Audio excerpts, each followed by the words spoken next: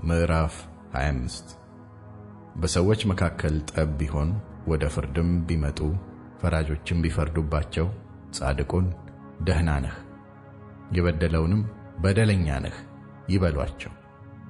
በደለኛውም መገረፍ ቢገባው እንዲገረፍ ፈራጁ በፊቱ በምድር ላይ ያጋድመው፣ የግርፋቱም ቁጥር እንደ ኃጢአቱ መጠን ይሁን። ግርፋቱ 40 ይሁን። ከዚህ በላይ ጨምሮ ብዙ ግርፋት ቢገርፈው ወንድምህ በፊትህ ነውረኛ ይሆናልና ከዚህ በላይ አይጨምርበት። እህል የሚያበራየውን በሬ አፉን አትሰር። ወንድማማቾች በአንድነት ቢቀመጡ አንዱም ልጅ ሳይኖረው ቢሞት የሞተው ሰው ሚስት ሌላ ሰው ታገባ ዘንድ ወደ ውጭ አትሂድ። ነገር ግን የባሏ ወንድም ወደ እርሷ ገብቶ እርሷን ያግባ፣ ከእርሷም ጋር ይኑር። የሟቹ ስም ከእስራኤል ዘንድ እንዳይጠፋ ከእርሷ የሚወለደው በኩር ልጅ በሞተው በወንድሙ ስም ይጠራ።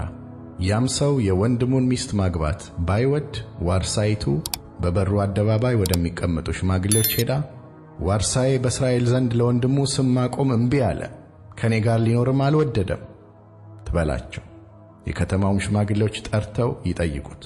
እርሱም በዚያ ቆሞ አገባት ዘንድ አልወድም ቢል ዋርሳይቱ በሽማግሌዎች ፊት ወደ እርሱ ቀርባ የወንድሙን ቤት በማይሰራ ሰው ላይ እንዲህ ይደረግበታል ስትል ጫማውን ከእግሩ ታውጣ፣ በፊቱም እንትፍ ትበልበት።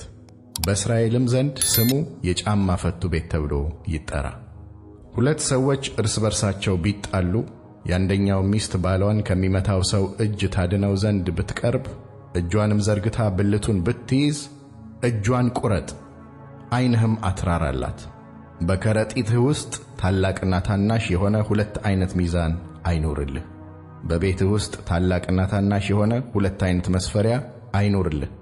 ይህን የሚያደርግ ሁሉ ክፋትንም የሚያደርግ ሁሉ በአምላክህ በእግዚአብሔር ዘንድ የተጠላ ነውና አምላክህ እግዚአብሔር በሚሰጥህ ምድር ላይ ዕድሜህ ይረዝም ዘንድ እውነተኛና ፍጹም ሚዛን ይሁንልህ፣ እውነተኛና ፍጹም መስፈሪያም ይሁንልህ። ከግብፅ በወጣችሁ ጊዜ አማሌቅ በመንገድ ላይ ያደረገብህን አስብ። በመንገድ ላይ እንደ ተቃወመህ አንተም ተስኖህ ደክመህም ሳለህ ካንተ በኋላ ደክመው የነበሩትን ሁሉ እንደመታ እግዚአብሔርንም አልፈራም። ስለዚህ አምላክህ እግዚአብሔር ትወርሳት ዘንድ በሚሰጥህ ምድር ከሚከቡህ ጠላቶችህ ሁሉ አምላክህ እግዚአብሔር ባሳረፈህ ጊዜ የአማሌቅን ዝክረ ስሙን ከሰማይ በታች አጥፋው። ይህንን አትርሳ።